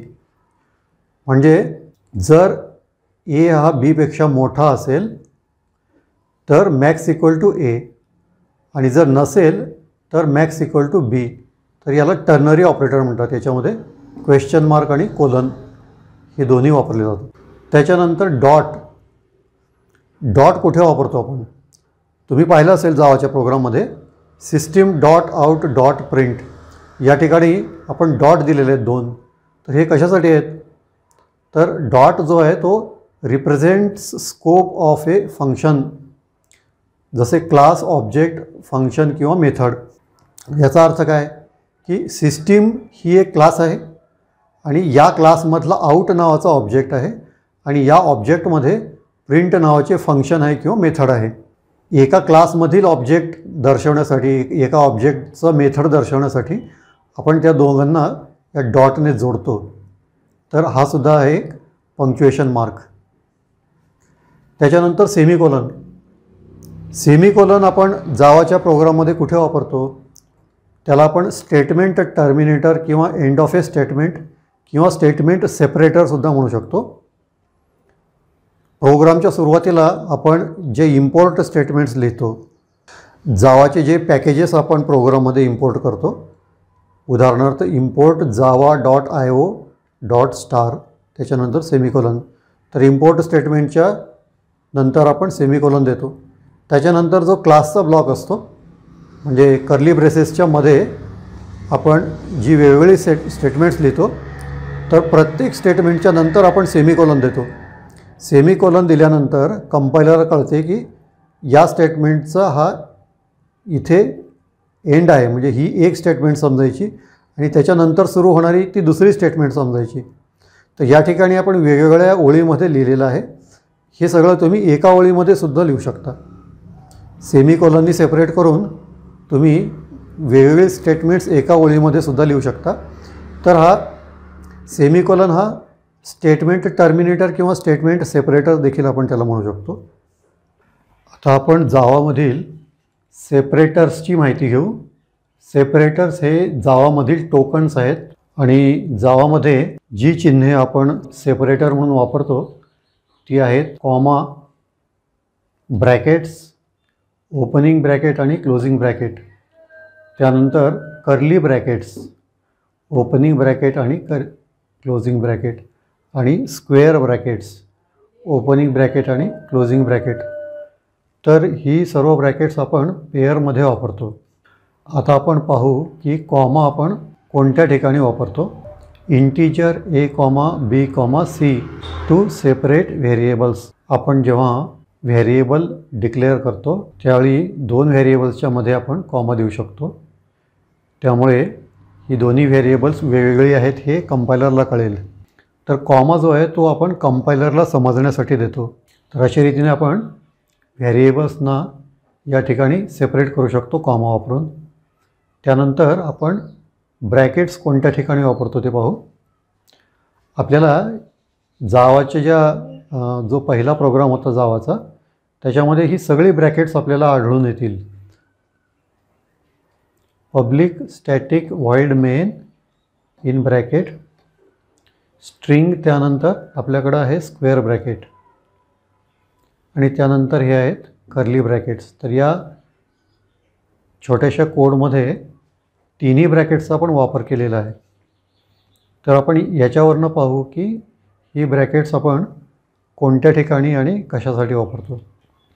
तर जी ब्रॅकेट्स आहेत ही ब्रॅकेट्स आपण आर्ग्युमेंट्स ऑफ मेथडसाठी वापरतो. या ठिकाणी मेन हा मेथड आहे आणि या ब्रॅकेटमध्ये जे काही लिहिलेलं आहे त्याला या मेथडचा आर्ग्युमेंट म्हणतात. तर या आर्ग्युमेंटमध्ये आपण स्ट्रिंग ॲरे तयार केलेली आहे. स्ट्रिंग हा डेटा टाईप आहे आणि ARGS हे व्हेरिएबल आहे. तर या ठिकाणी आपण ॲरे बनवलेली आहे. तर ही जी स्क्वेअर ब्रॅकेट्स आहेत, स्क्वेअर ब्रॅकेट्सचा आपण वापर ॲरे बनवण्यासाठी करतो. ॲरेला इनिशियलाइज करण्यासाठी करू शकतो. त्यानंतर या मेथडमध्ये जो काही कोड असेल म्हणजे जी काही स्टेटमेंट्स आहेत ती स्टेटमेंट्स आपण या दोन कर्ली ब्रेसेसच्या मध्ये लिहू शकतो. म्हणजे ज्या ठिकाणी आपल्याला एक ब्लॉक ऑफ स्टेटमेंट्स डिफाईन करायचा असतो तर या मेन मेथडचा जो ब्लॉक आहे तो या कर्ली ब्रेसपासून सुरू होतो आणि क्लोजिंग ब्रेसमध्ये बंद होतो. तर हा एक ब्लॉक झाला. त्याचप्रमाणे जर क्लास असेल तर क्लासचा देखील ब्लॉक असतो. त्या ठिकाणी देखील ओपनिंग आणि क्लोजिंग कर्ली ब्रेसेस आपण वापरतो. तर ही तिन्ही जी ब्रॅकेट्स आहेत ही प्रोग्राममध्ये वेगवेगळ्या कारणासाठी वापरली जातात. या ठिकाणी आपण स्क्वेअर ब्रॅकेट्सचे एक उदाहरण पाहू. या ठिकाणी आपण कार्स नावाचा स्ट्रिंग ॲरे डिफाईन केलेला आहे. या ठिकाणी स्ट्रिंग कार्स. त्यानंतर आपण त्याला इनिशियलाइज करतो. String chars is equal to in curly braces. तर या कर्ली ब्रेसेसमध्ये आपण ही व्हॅल्यूज देतो तर या स्ट्रिंगमध्ये स्टोअर करण्यासाठी. तर स्ट्रिंगमधील जे एलिमेंट्स आहेत प्रत्येक एलिमेंटमध्ये आपण स्ट्रिंग व्हॅल्यू स्टोअर करतो. तर ती व्हॅल्यू आपण डबल कोटने लिहितो. डबल कोट आणि कॉमाने आपण त्याला सेपरेट करतो अशा रीतीने. आणि त्यानंतर जेव्हा आपल्याला त्या ॲरेमधील व्हॅल्यू ॲक्सेस करायची असेल तिथे देखील आपण स्क्वेअर ब्रॅकेट्स वापरतो. तर या ठिकाणी आपण कार्स नावाचे स्ट्रिंग व्हेरिएबल बनवले आणि त्या स्ट्रिंग व्हेरिएबलमध्ये आपल्याला जर त्याची व्हॅल्यू ॲक्सेस करायची असेल कार्स इन स्क्वेअर ब्रॅकेट 0. तर या ठिकाणी कार्समध्ये ही व्हॅल्यू कशी स्टोअर होते. हा पहिला एलिमेंट 0 मानला जातो. त्याच्यानंतर 1 आणि 2 अशा रीतीने याची नंबरिंग असते. तर ॲरेमध्ये स्टोअर केला जाणारा पहिला जो एलिमेंट आहे तो 0 पासून सुरू होतो. तर आपल्याला पहिला एलिमेंट ॲक्सेस करायचा असेल तर स्क्वेअर ब्रॅकेटमध्ये आपण 0 लिहू. system.out.println cars in square bracket 0. तर ही जी ब्रॅकेट्स आहेत ही ब्रॅकेट्स आणखीन कशासाठी वापरली जातात? Mathematical formula priority of operation. तर आपल्याला मॅथमॅटिकल कॅल्क्युलेशन जर करायची असेल प्रोग्राममध्ये तर त्या ठिकाणी जे आपण मॅथमॅटिकल स्टेटमेंट लिहू तर ते आपण अशा नॉर्मल ब्रॅकेट्समध्ये लिहितो. आणि त्याचप्रकारे लूप्समध्ये कंट्रोल स्ट्रक्चर लिहिताना जसे फॉर लूप आहे किंवा इफ एल्स आहे तर अशा रीतीने जावामध्ये जे लूप्स असतात, उदाहरणार्थ फॉर लूप, तर लूपचा जो कंट्रोल स्ट्रक्चर असतो त्या ठिकाणी देखील आपण ही ब्रॅकेट्स वापरतो. तर अशा रीतीने आपण जावामधील ही सेपरेटर्स आहेत त्यांचा वापर करतो. आता आपण जावामध्ये ऑपरेटर्स आणि कीवर्ड्स पाहू. ऑपरेटर्समध्ये 3 प्रकारचे ऑपरेटर्स आहेत: अरिथमॅटिक, रिलेशनल आणि लॉजिकल. त्याच्यामध्ये अरिथमॅटिक ऑपरेटर्समध्ये plus, minus, division, multiplication etcetera. आपण जावाचा जो कॅरेक्टर सेट होता त्यामध्ये देखील हे ऑपरेटर्स पाहिले होते. पण कॅरेक्टर सेट म्हणून आपण जी माहिती घेतली ती आपल्याला समजण्यासाठी होती. आणि यावेळेला आपण जे या ठिकाणी पाहतो आहे हे कंपायलरसाठी क्लासिफिकेशन आहे. तर जेव्हा आपण प्लस लिहितो तेव्हा प्लस हा जावामध्ये टोकन बनतो. टोकन याचा अर्थ काय की smallest unit of code that the compiler can recognize and process. तर हे सगळे जावामध्ये टोकन्स आहेत, हे स्मॉलेस्ट युनिट ऑफ कोड आहे हा. तसेच आता रिलेशनल ऑपरेटर्स हे सुद्धा टोकन्स आहेत. त्याच्यामध्ये less than or equal to, greater than equal to, equals आणि नॉट इक्वल टू. त्यानंतर लॉजिकल ऑपरेटर्समध्ये अँड, ऑर आणि नॉट. त्यानंतर कीवर्ड्स किंवा रिझर्व्ड वर्ड्स. तुमच्या पुस्तकामध्ये रिझर्व्ड वर्ड्स किंवा कीवर्ड्सची यादी असेल, त्या यादीमध्ये सर्व नावे तुम्ही पाहू शकता. तर ही जी नावे आहेत यांचा वापर आपण व्हेरिएबल्सला किंवा एखाद्या क्लासला किंवा मेथडला नाव देण्यासाठी करू शकत नाही, कारण हे सुद्धा जावामधले टोकन्स आहेत. तर कंपायलरच्या दृष्टीने या नावाचा विशेष अर्थ असतो, म्हणून आपण कीवर्ड्स हे आयडेंटिफायर्स बनवण्यासाठी वापरू शकत नाही. कीवर्ड्समध्ये या ठिकाणी उदाहरणार्थ public, class, for, else, float वगैरे ही जावामधली कीवर्ड्स आहेत. आणि ही टोकन्ससुद्धा आहेत. कंपायलरला समजण्यासाठी आपण जावाच्या कॅरेक्टर सेटचं जे क्लासिफिकेशन करतो ते आपण अशा रीतीने करतो. आज आपण जावा विथ ब्लू जे ICSE क्लास 9चा चॅप्टर 3 जो आहे त्याच्यामधील शेवटचा भाग पाहू, डेटा टाईप्स. तर जावामध्ये आपण जेव्हा व्हेरिएबल्स डिक्लेअर करतो, उदाहरणार्थ इंटीजर A, B, C, हे जे आपण व्हेरिएबल्स डिक्लेअर केलेले आहेत, इंटीजर व्हेरिएबल्स, ती माहिती जाते कंपायलरमध्ये. आणि त्यावेळेला कंपायलरचा एक स्टोरेज असाइनमेंट फेज असतो. तर ही जी आपण व्हेरिएबल्स डिक्लेअर करतो त्या व्हेरिएबल्समध्ये आपल्याला जी माहिती साठवायची असते त्या माहितीसाठी कंपायलरला मेमरीमध्ये जागा रिझर्व करावी लागते. तर आपल्याला जेवढी माहिती साठवायची आहे त्याच्यासाठी कंपायलरला हे माहीत असलं पाहिजे की तुम्ही जो व्हेरिएबल डिक्लेअर करीत आहात तो कोणत्या प्रकारचा आहे. तर जो व्हेरिएबल्सचे जे वेगवेगळे प्रकार आहेत त्याला डेटा टाईप म्हणतात. तर डेटा टाईप्स किती प्रकारचे आहेत जावामध्ये? तर त्याच्यामध्ये 2 मुख्य भाग केलेले आहेत, प्रिमिटिव्ह आणि नॉन प्रिमिटिव्ह. प्रिमिटिव्ह डेटा टाईपमध्ये न्यूमरिक आणि नॉन न्यूमरिक असे आपण 2 भाग करू शकतो. आणि न्यूमरिकमध्ये इंटीजर्स आणि फ्लोटिंग. तर जे पूर्णांक आहेत ते इंटीजरमध्ये स्टोअर केले जातात आणि ज्या संख्येमध्ये दशांश देऊन आपण संख्या लिहितो त्याला फ्लोटिंग पॉईंट्स म्हणतात. तर इंटीजर्समध्ये 4 प्रकार आहेत. सगळ्यात छोटा, त्याच्यानंतर मोठा असे 4 वर्गीकरण केलेले आहे. सगळ्यात लहान संख्या असेल तर ती बाईटमध्ये स्टोअर केली जाते आणि मेमरी कंपायलर मेमरीमध्ये त्याच्यासाठी 1 बाईट रिझर्व करतो. त्यानंतर शॉर्टसाठी 2 बाईट्स रिझर्व करतो, इंटिजरसाठी 4 बाईट्स आणि लॉंगसाठी 8 बाईट्स. त्यानंतर फ्लोटिंग नंबरसाठी हे कीवर्ड्स आहेत. फ्लोटसाठी 4 बाईट्स, डबलसाठी 8 बाईट्स. त्याच्यानंतर नॉन न्यूमरिकमध्ये कॅरेक्टर्स आणि बुलियन्स. कॅरेक्टर्समध्ये आपण एक सिंगल कॅरेक्टर स्टोअर करतो, त्याच्यासाठी फक्त 1 बिट असतो, बाईट नव्हे 1 बिट. आणि बुलियनसाठी आपण 2 बाईट्स जागा रिझर्व करतो. त्याच्यानंतर नॉन प्रिमिटिव्ह डेटा टाईप्स, यांना रेफरन्स डेटा टाईप्स असे देखील म्हटले जाते. तर एखाद्या क्लासपासून ऑब्जेक्ट बनवण्यासाठी आपल्याला क्लासला ॲज ए रेफरन्स डेटा टाईप म्हणून हँडल करावे लागते. त्याच्यासाठी क्लाससुद्धा हा एक जावामध्ये डेटा टाईप आहे. त्याचप्रमाणे ॲरेज आणि इंटरफेसेस हे सुद्धा डेटा टाईप समजले जातात. तर स्ट्रिंग देखील एक डेटा टाईप आहे आणि आपण स्ट्रिंग डेटा टाईपचं व्हेरिएबल डिक्लेअर करू शकतो. String st is equal to in double quotes hello BlueJ. आता स्ट्रिंगला कशा रीतीने मेमरी अलोकेट केली जाते ते पाहू.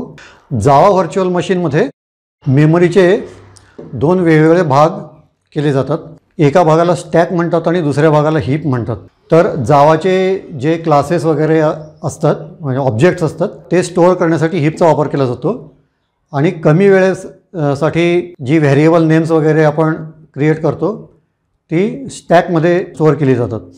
तर हीप मेमरीमध्ये स्ट्रिंग कॉन्स्टंट पूल नावाचा एक मेमरीचा ब्लॉक असतो आणि ह्या मेमरीच्या ब्लॉकमध्ये स्ट्रिंग ऑब्जेक्ट्स स्टोअर केले जातात. String constant pool is a separate block of memory where all string variables are stored. JVM creates a new string object in the string constant pool. तर स्टॅकमध्ये ज्यावेळेला आपण st नावाचा स्ट्रिंग व्हेरिएबल डिक्लेअर करतो तर st जो आहे तो स्टॅकमध्ये स्टोअर होतो आणि त्यावेळेला जावा व्हर्च्युअल मशीन एक स्ट्रिंग ऑब्जेक्ट तयार करते आणि तो स्ट्रिंग ऑब्जेक्ट या ठिकाणी स्टोअर करते. तर हा आहे आपला हीप. त्याच्यामध्ये हा जो मेमरी एरिया आहे त्याला स्ट्रिंग कॉन्स्टंट पूल म्हणतात आणि याच्यामध्ये हा आहे आपला नवीन स्ट्रिंग ऑब्जेक्ट आणि ह्या ऑब्जेक्टमध्ये आपली जी व्हॅल्यू आहे हॅलो ब्लूजे ती स्टोअर केली जाते. तर स्ट्रिंगसाठी मेमरी अलोकेशन या पद्धतीनं केलं जाते. तर आपण जेव्हा प्रोग्राम लिहितो जावामध्ये उदाहरणार्थ c is equal to a+b, समजा याच्यामध्ये एखादा व्हेरिएबल शॉर्ट आहे आणि दुसरा इंट आहे किंवा एक व्हेरिएबल इंट आहे आणि दुसरा लॉंग आहे. तर अशा वेळेला काय होईल त्याचे आपण एक उदाहरण घेऊ. इंट a, लॉंग b आणि लॉंग c 3 व्हेरिएबल्स आहेत, एक इंट आहे आणि 2 लॉंग आहेत. तर आपल्याला c is equal to a+b करायचं आहे. एक लॉंग आणि एक इंटिजर याची बेरीज करून आपल्याला ती स्टोअर करायची आहे. तर अशा वेळेला काय होईल, जे लहान डेटा टाईप आहे त्या लहान डेटा टाईपची व्हॅल्यू मोठ्या डेटा टाईपमध्ये स्टोअर होईल. म्हणजे आपला जर c लॉंग असेल तर त्याच्यामध्ये इंटिजरची व्हॅल्यू स्टोअर होईल. तर त्याला म्हणतात इम्प्लिसिट टाईप कन्व्हर्जन. म्हणजे तुम्हाला एक इंटिजर आणि एक लॉंगची बेरीज करायची असेल तर त्याचं उत्तर तुम्हाला लॉंगमध्ये स्टोअर करायला लागेल कारण हा मोठा डेटा टाईप आहे. समजा तुम्हाला शॉर्ट आणि इंटिजरची बेरीज करायची असेल तर त्याचं उत्तर तुम्हाला इंटिजरमध्ये स्टोअर करावं लागेल. तर त्याला म्हणायचं इम्प्लिसिट टाईप कन्व्हर्जन. आणि एक्सप्लिसिट टाईप कन्व्हर्जन म्हणजे काय की तुम्हाला एका ठराविक डेटा टाईपमध्ये उत्तर जर पाहिजे असेल तर ते देखील तुम्ही करू शकता. त्याचं उदाहरण आहे इंटिजर a आणि b. आपण a आणि bला इंटिजर डिक्लेअर केलं आहे आणि त्याच्यावर गणित करत असताना आपण त्याला फ्लोटमध्ये कन्व्हर्ट करू शकतो. तर याचं जे उत्तर आपल्याला स्टोअर करायचं आहे float x is equal to in bracket float in bracket a+b. तर याच्यामध्ये काय होईल a+bचं जे उत्तर आहे ते फ्लोटमध्ये कन्व्हर्ट होईल आणि ते कन्व्हर्ट झाल्यानंतर ते फ्लोट x या व्हेरिएबलमध्ये स्टोअर होईल. तर याला म्हणायचं एक्सप्लिसिट टाईप कन्व्हर्जन. म्हणजे डिक्लेअर करताना व्हेरिएबलचा जो डेटा टाईप असेल त्याला जर चेंज करायचं असेल तर तुम्ही तसंही करू शकता. त्याला म्हणायचं एक्सप्लिसिट टाईप कन्व्हर्जन. तर त्याच्यामध्ये लहानमधून मोठ्यामध्ये आणि मोठ्यामधून लहानमध्ये देखील तुम्ही करू शकता. तर या ठिकाणी इंटिजर हा लहान डेटा टाईप आहे. तर या ठिकाणी आपण इंटिजरपासून फ्लोटिंगमध्ये कन्व्हर्जन केलं असं करू शकतो, किंवा आपण असे करू शकतो डबलमधून आपण इंटिजरमध्ये कन्व्हर्ट करू शकतो. डबल एक्स वाय, डबल ही 8 बाईट्सची व्हॅल्यू आहे. डबल एक्स वाय हे 2 व्हेरिएबल्स आपण डिक्लेअर केले आणि int m is equal to in bracket x plus y. तर एक्स प्लस वायची जी व्हॅल्यू आहे त्याला आपण इंटिजरमध्ये कन्व्हर्ट करतो पहिल्यांदा आणि त्याच्यानंतर इंटिजर व्हेरिएबलमध्ये त्याला स्टोअर करतो. तर ह्याला म्हणायचं एक्सप्लिसिट टाईप कन्व्हर्जन.